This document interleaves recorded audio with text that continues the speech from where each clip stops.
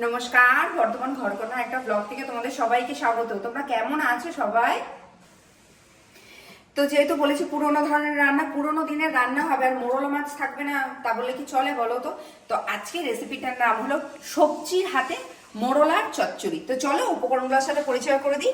এখানে রয়েছে লাউয়ের ডাঁটা, মানে লাউ শাকের যে ডাঁটা হয় সেটা। আমি কিন্তু পাতা নিইনি, শুধু ডাঁটাটা নিয়েছি। আর এখানে রয়েছে সিম, বেগুন আর আলু একদম ঝুড়ি ঝুড়ি করে কেটে নিয়েছি, আর কিচ্ছু না। আর নুন হলুদ দিয়ে আমি একটু মোরলা মাছটা ভেজে নিয়েছি।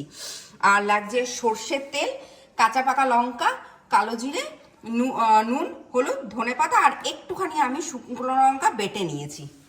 প্রথমে আমি সর্ষের তেল দিচ্ছি, আর এই রান্নাতে পুরোনো দিনের রান্না যেহেতু, তো একটু সর্ষের তেলেই ভালো হবে।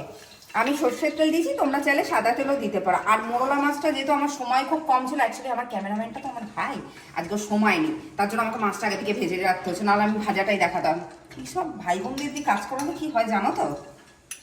তেলটা গরম হয়ে গেছে, আমি কালো জিরে ফোড়নে দিয়ে দিচ্ছি, বেশ খানিকটা কালো জিরে দেবো। আমার ফোড়নটা হয়ে গেছে। এই যে কুচনো যে সবজিগুলো রেখেছিলাম, আলু, বেগুন, সিম, সেগুলো দিয়ে দিচ্ছি। আর শীতকালে এইসব সবজি দিয়ে চচ্চড়ি খেতে দারুণ লাগে জানো না।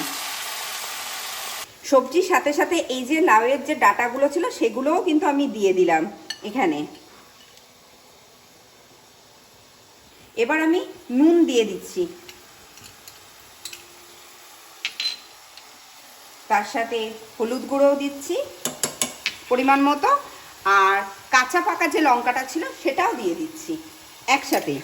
আর এখানে যে আমি একটুখানি শুকনো লঙ্কা বেটে রেখেছিলাম সেটাও দেবো। এটা কিন্তু রঙের জন্য, সেরকম কিছু না, তোমরা চাইলে এটা দিতেও পারো, নাও দিতে পারো, কাঁচা লঙ্কা কুচিও দিতে পারো।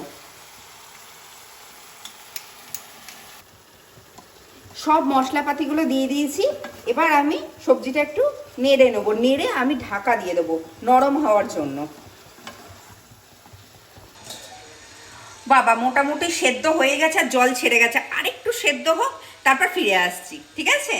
সবজিগুলো একদম নরম হয়ে গেছে। এবার আমি এই যে ভাজা যে মোরলা মাছগুলো ছিল, মোরলা মাছগুলো দিয়ে দিলাম এর ভেতরে।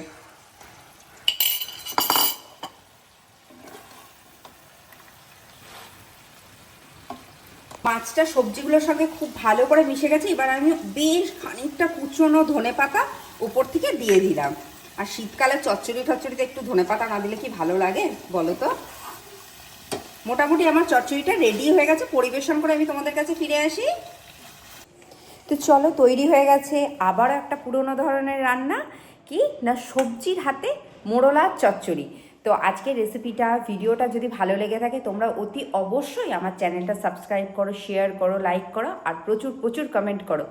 আর আজকে আর খাওয়ার সময় নেই, বুঝলো তো? এই যে ক্যামেরাম্যানটা যুদ্ধ করছে তো বেরোবে, তো কী আর বলবো বলো, খেতেও দিল না আমাকে কিন্তু। হ্যাঁ, তোমরা জানিও তোমাদের ভাই বোনেরা তোমাদের সাথে এরকম করে কি না। তো যদি কিছু ভুল হতে ক্ষমা করো, আজ তাহলে আসি। হ্যাঁ।